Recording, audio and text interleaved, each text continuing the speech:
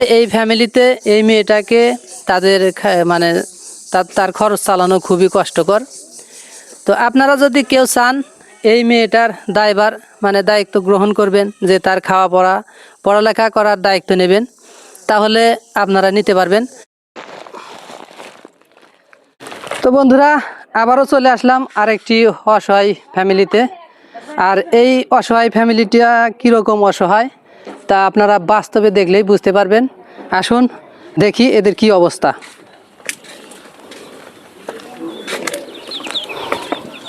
বাড়িতে আছেন? কে আপনি এই বাড়ির মানুষ? এই আপনাদের জন্য কিছু জিনিস নিয়ে আসছি। বাচ্চা ঘুমাইছে নাকি? তো বন্ধুরা, আমি এই ফ্যামিলিটার খোঁজ মানে আমাদের বাড়ি থেকে অনেক একটু দূরেই 2 কিলো 3 কিলো রাস্তা দূরে এখানে আমি চলে আসছি। আসলে এখানে আমার কোনো আসার ইচ্ছা ছিল না, তবে একটা ফ্যামিলির মানে আমি কিছু জিনিসপাতি দিয়েছিলাম, আর দেখা হওয়ার পরে তাকে জিজ্ঞেস করেছিলাম, আর তার সম্পর্কে আরেকজন কিছু কথা বলেছিল যে আসলে এরা অত্যন্ত মানে অর্থনৈতিক সংকটে আছে, খুবই মানে কামাই কাজি করার লোক নাই। তো আসলে বাস্তবে শুনবো তার কাছ থেকে আসলেই কি সে অসহায় নাকি আমি ভুল শুনছি। আসলে আপনার মানে বর্তমান পরিস্থিতি কি? আপনার স্বামী আছে কি? জি না, আমার স্বামী 1.5 বছর হলো মারা গেছে। আমি তো খুব অসহায়। আমি ওই যে বড় মেয়ের ডাক নিয়ে খেলাম, পরে আর ভাত দিতে পারি না, পরে দাদিঘরের মধ্যে দিয়ে দিছি কি আর। আমি যে ডাক নিয়ে মনে হয় যে বাইরে থেকে চাই নিয়ে এসে খাই কি আর। মানে আপনার ছেলে মেয়ে কয়টা? ছেলে মেয়ে মানে আমার পেটে এটাই, আর আমার বড় মেয়ে মানে আমার বড় সতীনের ওটা আমি পালি কি আর। ও মানে আপনি যে এখানে বিয়ে হয়েছে তার আগে আপনার স্বামী আর একটা বিয়ে করছিল? হ্যাঁ হ্যাঁ হ্যাঁ। তাহলে সে বউ কি আছে? না, হে বউ গেছিল। মানে সেটা কি মারা গেছে না এমনি? না না, এমনি চলে গেছে। পরে ওই মেয়ে আমি পালা, পরে দিতে পারি নাই বাদ, পরে হ্যাঁ দাদি দিয়ে দিই। ও মানে আগের পক্ষের যে মেয়ে সেই মেয়েকে আপনি পালতে না পেরে তার দাদির কাছে দিয়েছেন? হ্যাঁ হ্যাঁ। পরে যে আমার একটা আছে সেটা নিয়ে আমি চায়া চিন্তা কে খাই কে। এটা কি ছেলে না মেয়ে? মিয়া। তো বন্ধুরা দেখেন কি অবস্থা। হয়তো বা বাড়ি ঘরের অবস্থা দেখে বুঝবেন যে আসলে ঘর দেখতেছি চকচকা, তাহলে এ বাড়ির মানুষ তো ওই থাকার অভাবে থাকার কথা না, কারণ ঘর তো চকচকে দেখতেছি, নতুন টিনের ঘর দেখতেছি।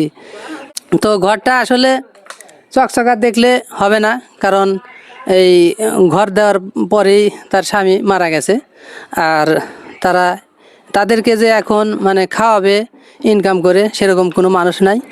তো আপনারা তো নিজের মুখেই শুনলেন।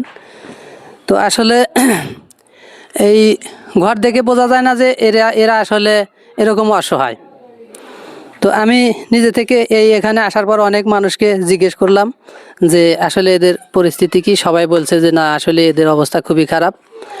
তো এই ফ্যামিলির দায়িত্ব নেওয়ার মতো কোনো মানুষ নাই, কারণ আপনার আর কোনো লোক নাই যে যারা আপনাদের মানে অর্থনৈতিক দিক দিয়ে হেল্প করার মতো মানে না মানে নাই। আমার বাসুর আছে, হ্যাঁ 5-6 পেট নিয়ে হেরা ব্যস্ত। আমি হ্যাঁ তো চাপ দিবে চাই না। আমি হেরা নিজে বাইরে বাইরে নিয়ে এসে খাই, বাইরে গেতে চাই। মানে তাছাড়া আপনি কোনো এমনি কোনো কাজকর্ম নাই? না না না, কোনো কাজকর্ম এখানে নাই। এখানে কোনো কাজকর্ম করার মতো জায়গাও নাই? না। তো দেখেন কি পরিস্থিতি।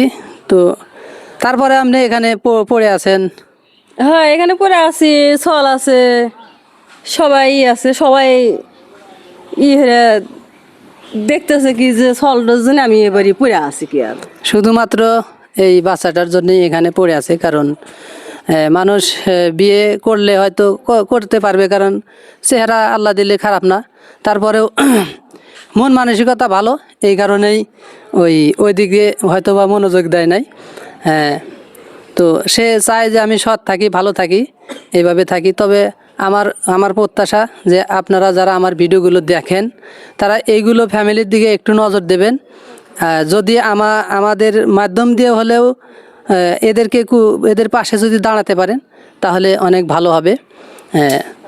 যারা টাকা দিয়ে আমাদের হেল্প করতে করবেন, আর না পারলে অবশ্যই ভিডিওটা শেয়ার করে দিবেন, কারণ শেয়ার করলে যদি এই ভিডিওটা বেশি বেশি মানুষের কাছে পৌঁছে যায়, তাহলে ভালো কোনো মানুষের কাছে গেলে তারা হয়তো এমনও মানুষ আছে যে এই পরিবারেরও দায়িত্ব নিতে পারে অথবা এই বাচ্চাটার দায়িত্ব নিতে পারে।